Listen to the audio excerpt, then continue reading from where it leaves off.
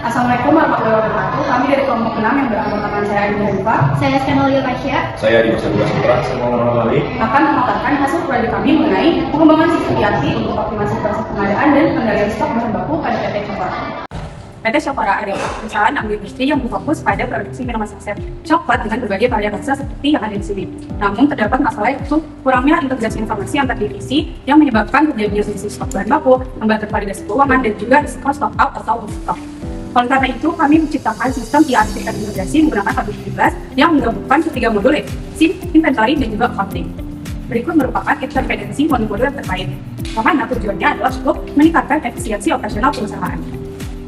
Terdapat functional requirement yang terdiri atas 3 modul, basic, inventory, dan juga accounting, serta non-functional requirement yang kami fokus pada 5 aspek utama yaitu keamanan, kinerja, ketersediaan, skalabilitas, dan juga integrasi. Next. Di sini terdapat use case diagram yang berisikan aktor-aktor yang terlibat dalam ketiga modul tersebut yang nantinya akan dijelaskan lebih lanjut. Dan di sini terdapat gambaran step diagram secara umum mulai dari pembuatan RFQ hingga pembayaran invoice. Oke, berikutnya adalah modul purchase. Di sini terdapat PPM dari modul purchase yang bertujuan untuk mengelola dan pengadaan bahan baku, penerimaan, sampai dengan juga pembuatan bill of invoice. Untuk alur kerjanya di sini dimulai dari pengajuan RFQ oleh staff purchasing, lalu akan ada persetujuan manajer, dan diakhiri dengan penagihan berdasarkan data bahan baku yang terbentuk dari inventory. Oke, berikutnya adalah desain arsitektur sistem modul dari modul purchase. Nah, di sini terdapat use case diagram. Yang diagram ini adalah menunjukkan siapa saja yang menggunakan sistem. Di sini ada manajer purchasing, staff purchasing, dan juga vendor. Lalu hak dari akses masing-masing pengguna, serta terdapat alur proses purchasing dari RFQ sampai dengan invoice. Lalu di sini ada data flow diagram. Data flow diagram ini membantu untuk memahami alur data dalam proses pembelian dan juga pada pihak yang terlibat, serta bagaimana sistem mengelola RFQ, PO, dan invoice secara terstruktur. Jadi ada KPI dari tiap arsitektur dari modul purchase. Di sini mulai dari struktur konseptual, terdapat area bisnis pengadaan, validasi permintaan, evaluasi vendor, dan juga pengelolaan PO. Untuk di arsitektur logis, itu untuk di modul ERP-nya menggunakan modul purchasing, approval workflow, integrasi dengan inventory, dan juga modul reporting. Nah, selanjutnya untuk arsitektur fungsional, komponen fungsionalnya berdasarkan permintaan pembelian, verifikasi RFQ, pengelolaan PO, dan juga pengelolaan invoice. Dan yang terakhir arsitektur fisik, dengan infrastruktur berbasis NFP, database purchasing, sistem integrasi, serta role-based access. Oke, untuk fungsional dan non-fungsional requirement purchase, di sini masing-masing ada 10 requirement yang harus dipenuhi, dan dalam hal ini progres dari prototipe kami 20/20, artinya semua requirement telah dipenuhi dari fungsional requirement dan juga non-fungsional requirement. Oke, selanjutnya ini adalah contoh prototipe atau demo prototipe dari modul purchase, dimulai dari making purchase requirement, lalu dilakukan manufacturing PR dari purchase order, lalu ada workflow dari PO itu sendiri, dan juga validating vendor deals. Baik, selanjutnya adalah modul inventory. Pada modul inventory, BPMS bertujuan untuk memastikan proses penerimaan bahan baku berjalan secara akurat, terkontrol, dan terintegrasi pada data purchasing sehingga stok bahan baku selalu sesuai. Di mana alur kerja sendiri mulai dengan penerimaan bahan baku dari vendor, dilanjut approval dan dari manajer inventory yang akan data PO, kemudian setelah vendor memeriksa kualitasnya sesuai atau tidak. Kemudian jika tidak sesuai, bahan baku akan masuk ke orang reject, dan jika sesuai akan dilanjutkan pada data stok inventory, di mana manajer inventory akan memverifikasi barang yang data, lalu stok bahan baku diperbarui secara manual dan diproses seterusnya. Dan ini adalah fungsional dan juga non-fungsional dari requirement inventory.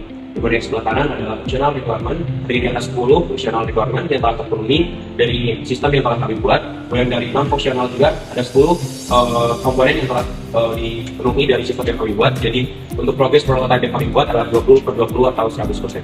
Baik, selanjutnya adalah desain arsitektur sistem modul inventory, di mana di sini ada use case diagram yang berperan adalah manajer inventory sebagai penerima data purchasing dan juga verifikasi data barang yang datang yang diberikan oleh vendor, kemudian diurus oleh staff inventory yang akan mengurus dari penerimaan, pemeriksaan, dan juga pembaruan stok fisik dari bahan baku tersebut. Selanjutnya adalah data flow diagram, di mana berperan sebagai proses untuk penerimaan bahan baku, pemeriksaan kualitas, dan juga update stok inventory hingga pelaporan persediaan secara terintegrasi kepada sistem dari industri. Jadi ini adalah key performance indicator dari inventory, di mana ada aspek konseptual yang terdiri atas penerimaan bahan baku, validasi inventory, verifikasi barang, dan juga pengelolaan stok.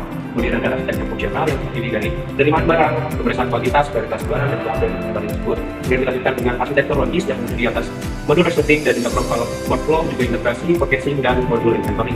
Kemudian dilanjutkan yang terakhir adalah arsitektur fisik yang terdiri atas network di itu sendiri, kemudian database inventory, sistem integrasi, dan juga role-based access. Dan ini adalah demo prototipe dari modul inventory yang kami buat, di mana dimulai dari leadership, yang dilanjutkan dengan stock dashboard dan diakhiri dengan delivery order. Oke, selanjutnya yaitu modul accounting. Nah, di sini terdapat BPMN dari modul accounting yang bertujuan untuk sinkronisasi otomatis antara invoice supplier, vendor bill, dan pembiayaan untuk memastikan akurasi finansial serta efisiensi proses verifikasi.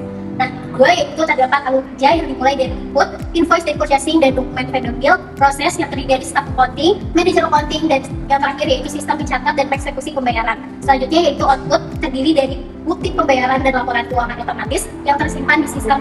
Oke, selanjutnya bisa dilihat di sebelah kiri terdapat 6 functional requirement dan di sebelah kanan terdapat 6 non-functional requirement. Dan progress prototype-nya yaitu 12/12 dengan 100%. Oke, selanjutnya yaitu KPI dari modul accounting yang terdiri dari arsitektur konseptual dimulai dari transaksi dan pembukuan hingga diakhiri analisis kinerja dan keuangan. Selanjutnya yaitu arsitektur fungsional yang dimulai dari pencatatan transaksi dan diakhiri dengan kontrol biaya persediaan. Yang ketiga yaitu arsitektur logis yang dimulai dari journal entries dan yang terakhir yaitu cost control dan analisis. Yang terakhir yaitu arsitektur fisik dimulai dari server ERP dan terakhir yaitu enkripsi dan akses aman. Selanjutnya yaitu desain arsitektur sistem modul accounting.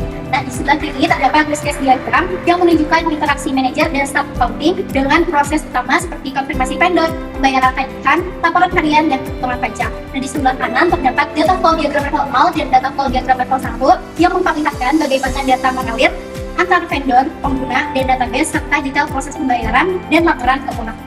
Selanjutnya yaitu terdapat demo prototype dari modul accounting yang dimulai dari vendor payment di sebelah kiri dan purchase invoice loading di sebelah kanan. Selanjutnya masuk ke integrasi modul purchase, inventory, dan accounting. Di sini pertama kami membuat RFQ dengan memasukkan vendor dan nama produknya. Kemudian kuantitasnya berapa yang diperlukan. Selanjutnya send RFQ ke vendor. Nanti statusnya dari RFQ akan berubah ketika di send menjadi RFQ send.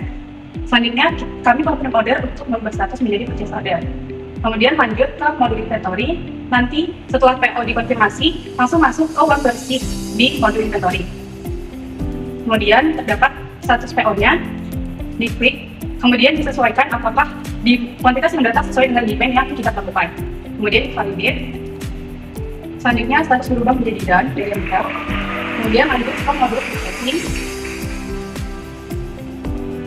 Nah, di sini sudah lampir kalau misalkan purchase order itu sudah terkonfirmasi. Kemudian dari modul purchase di-upload bill-nya yang dikirim dari vendor. Kemudian dikonfirmasi dengan mengisi bill-nya terlebih dahulu. Selanjutnya untuk membayar dari invoice tersebut kami beralih ke modul accounting, vendors, kemudian bills. Selanjutnya yang sini yang masih statusnya post, kita klik dan kemudian kami bayarkan dengan jurnal dari Bank BRI PT Coklat. Kemudian create payment, status sudah berubah menjadi pay. Dan vendor bill dari yang tadi post akan berubah menjadi pay. Oke, di sini telah kami membuat sebuah powerful microservice yang kita coba rakam, yang dimana platform ini bertujuan untuk melakukan pengadaan secara langsung dan juga memvalidasi pesanan atau review, dan juga di sini kita gunakan untuk mempermudah dan juga lebih efisien. Di sini adalah contoh untuk gimana kita membuat RFQ yang baru dan juga validasi. Kita akan melakukan ke menu purchasing, lalu kita akan membuatnya RFQ dokumen, pilih PT yang kita inginkan, menambahkan produk yang kita inginkan, sebagai contoh coklat udang, Hagium. Kita tambahkan kuantitasnya, add 1, lalu kita kirim RFQ dokumen. Setelah itu kita akan berpindah ke sidebar-nya, melalui validation purchasing kita akan langsung approve.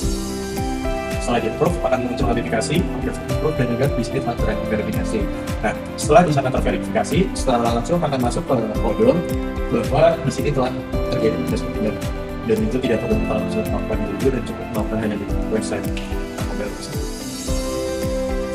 Baik, di sini adalah UI dan juga UX dari Cokora Cup yang kami buat, di mana pada tahap awal adalah site page, di mana ada halaman login profesional untuk masuk ke dalam sistem yang telah kami buat. Lalu di dalamnya adalah sidebar yang terdiri atas dashboard, inventory stock, hingga business intelligence, di mana pusat navigasi eksekutif yang memberikan akses instan dan juga terorganisir ke seluruh modul yang terbentuk.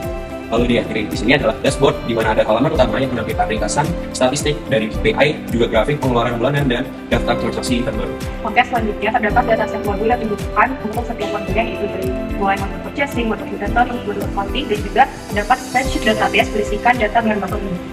Oke, selanjutnya yaitu terdapat reporting seperti ini. Dan kesimpulan dari integrasi ketiga modul purchase, inventory, dan accounting pada PT Cokora berjalan secara efektif dalam mengoptimalkan siklus pengadaan barang hingga proses pelunasan tagihan. Nah, melalui sistem ERP ini, PT Cokora dapat menjaga kelancaran rantai pasok sekaligus mempertahankan arus kas perusahaan yang sehat dan akurat. Sekian dari kelompok kami, kurang lebihnya mohon maaf. Wassalamualaikum warahmatullahi wabarakatuh.